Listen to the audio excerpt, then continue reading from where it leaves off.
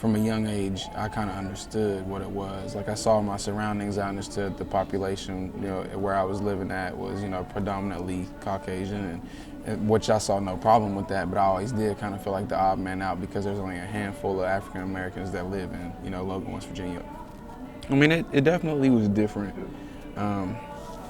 Definitely, the first thing I think of when I think about it is, it's like when you're sitting in class and it's Black History Month, or you got to go to history class, and you're sitting there. I mean, even from grade school up, it's like, well, Rosa Parks sat down on the bus and she said no, and she was black, and then you got kids turning around like looking at you, and you sit in the you sit in class, and you just like, what, man?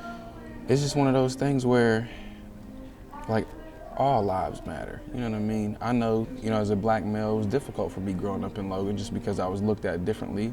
I was kind of robbed of relationships, and I wasn't able to talk to and socialize and have relationships or friendships with certain people just because the color of my skin, and I feel like that's very demeaning as a person, and it hurts. And that's something that I've always carried with me as long as I've been alive, especially coming up and looking back on things. Like, I understand, I have a respect for people, no matter who you are, you believe, you teach, do your thing.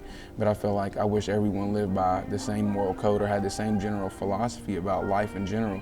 I know whenever I become a parent, I'm going to teach my kids the right way. Now, I understand the right way that I think, and there's a right way that other people think that they believe is right. Now, I'm not saying what I believe is 100% correct, what I believe is the way that everyone should teach their children, because I'm not a parent. I'm only 20, I just turned 21 years old, you know what I mean? But I've been able to learn from other people's mistakes and other people's teachings and their misleading, their representation of their character, the way that they talk to people, the way that, their respect system. I've been able to look at that, see how they practice, and understand and learn how I never want to practice.